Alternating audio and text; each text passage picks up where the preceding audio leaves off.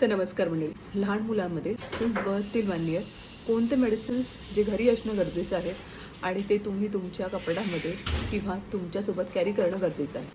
तर सर्वात फर्स्ट आहे vitamin D, which is nothing but 400 international unit. तर हे मेडिसिन तुम्हाला बाळाला वर्ष होऊस तोपर्यंत देणं गरजेचं आहे. 400 इंटरनॅशनल युनिट्स असतील तर you have to take 1 ml, आणि जर का 800 इंटरनॅशनल युनिट्स असतील तर 0.5 ml. हा डोस बाळाच्या ग्रोथसाठी, बोन्सच्या हेल्थसाठी खूप इम्पॉर्टंट रोल प्ले करतो. कारण की ब्रेस्ट मिल्कमधून म्हणजेच आईच्या दुधामधून विटॅमिन डी हे खूप कमी प्रमाणात असल्यामुळे आपल्याला एलिमेंट द्यावं लागतं. सेकंड आहे कॅल्शियम. तर कॅल्शियम तुम्ही कॅल्शियम एक्स पी त्याला 2.5 ml ट्वाईस अ डे म्हणजेच 2 वेळा आफ्टर ब्रेस्ट फिडिंग देऊ शकता. हे पण तुम्हाला पूर्ण वर्षभर द्यायचं आहे. आणि हे कॅल्शियम म्हणजेच बोनच्या हेल्थसाठी आणि बाकीच्या चयापचय क्रिया व्यवस्थित राहण्यासाठी दिलं जातं. त्यानंतर आहे कॉलिकेट.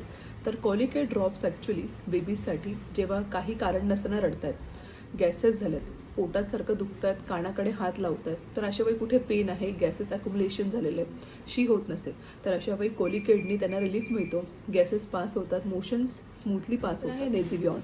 तर नेझिव्हॉन ड्रॉप्स तुम्ही बेबीला जेव्हा कोल्ड ॲक्यूट कोरायचा किंवा सर्दी पडसं झालं असेल तेव्हा तुम्ही हे ड्रॉप्स जवळ ठेवणं गरजेचं आहे. बाळाला सुपाईन पोझिशन म्हणजेच बेडवरती झोपून आणि नागपुडीमध्ये एक एक ड्रॉप त्याच्यामध्ये टाकायचा.